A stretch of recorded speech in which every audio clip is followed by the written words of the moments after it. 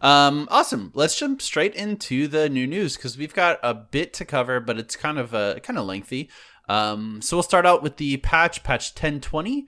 First up, Amumu. Q damage is decreased late, mana cost is increased, and it no longer scales. Cool. That's big. Chance busted. They had to nerf him. Yeah, nerfs for good. Amumu. Yeah. I mean, I do think he was too good in solo queue. The mana cost change is pretty crazy, though. Yeah, it's pretty bad. Yeah, it goes from ability that you max, but like still, it's crazy. 30 to 70 is pretty crazy. Just because if you're gonna double cast Q level 1, you're burning 140 mana, which is crazy. That's wild. Yeah, I'm surprised it was only 30. Yeah. Darius's W cooldown is decreased, and it no longer scales down. So instead of 7 to 5, it's just 5 flat. Cool. Elise, her base health and armor growth is increased. It's nice. Hecarim, W cooldown is reduced and it no longer scales. Healing against monsters and minions increased. Nice. Irelia, passive bonus AD ratio at max stacks reduced. So a little bit less free stats from her passive. Stacks good. Too easily, yeah. It's a little gross.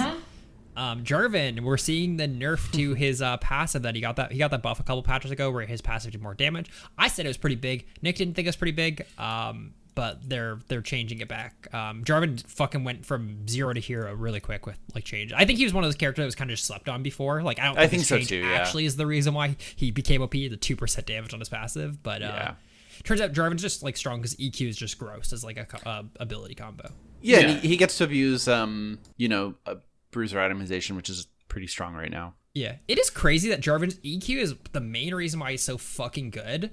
But it's also like his EQ gets fucking shit on by so many characters. Yeah, like, honestly. Yeah, it's crazy. Any character with mobility, yeah. Yeah. Shen, his passive shield is decreased. Some Shen nerfs, I suppose.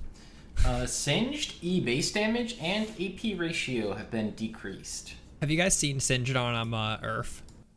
No. Oh, God. So, ability haste, obviously get a lot of ability haste nerfed. And items are affected by ability haste, which we now know this season. So you build Ludens, and it procs every second. So you insta-kill someone, basically. So your poison lasts for, 3-5 seconds, whatever the fuck it is. So it just proc Ludens that number of times as well. Like, on top of the poison damage. It's so gross. And you get the bonus move speed from it. Yeah. Wow. It's crazy. But yeah, next is Talia. Her Q damage to monsters hit by subsequent stones is reduced. They're trying to push her out of the jungle. Every single time they buff her for mid, she gets played in the jungle. So they're trying to make it happen. They should just make her a jungler at this point. Yeah, I think she's a cool jungler. Yeah, I think so too. Yeah. Yeah. I love it because there's so many other characters. They're trying to be like, play this one in the jungle, play this one in the jungle. But not this one. Not Talia. Yeah. You can Zed jungle. No, don't Zed jungle. No. Yeah. Let Talia jungle. Just let her be good in the jungle and stop with the fucking Zed because he's losing me games and Talia's aren't. Yeah. Speaking of junglers, Udyr, his R cone damage is increased. It's a pretty hefty buff, but I think he mainly abused Chem Tank and not Phoenix Stance. Yeah. So for sure. He'll probably be okay, but not OP. Yeah. Imperial Mandate is getting a bonus to its initial hit damage. And it looks like there's a bug fix that will properly show when it gets consumed. Yeah, the other support mythics are just so good. It's like the main thing, I think. Big change to Smite. So Smite now is going to heal for 5% less. I really hate the Smite healing thing right now. Same. It's just like if you fight a jungler anywhere near a camp, they just win because they get fucking 300 HP or whatever. Like it's insane, and like that's one of I think the problems with jungle is that everyone can have a healthy clear because if you take red buff in your clear and you smite any camps, you're gonna get out at like full HP. It's insane. Yeah, for sure. This is a good push in the right direction, though. I think so. It's good. Agreed.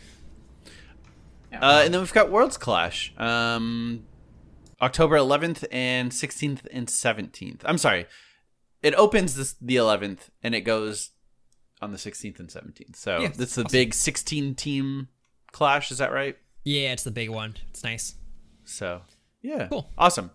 Lots of bug fixes. Aiden, you had one you wanted to highlight, right? Yeah. Well, first of all, the one cool thing is that so in the new player experience, they're replacing Ari with Brand, because Brand's a much easier to understand character than Ari, which makes a lot of sense. But they're making Seraphine take Brand's place as one of the unlockable characters. So like you just get to choose a character to unlock. So I think Seraphine's also a great pick for like new player experience. Yeah, for sure. But anyways, the one thing I wanted to point out was there is a bug that, so you know when the game ends, you can hit Alt F4 and it will immediately like boot you out to like lobby, and people do that because it's much quicker than waiting for like the Nexus to explode, the thing to pop up, hit the enter key or whatever. If all 10 players did that, it would award a win to no one in the game.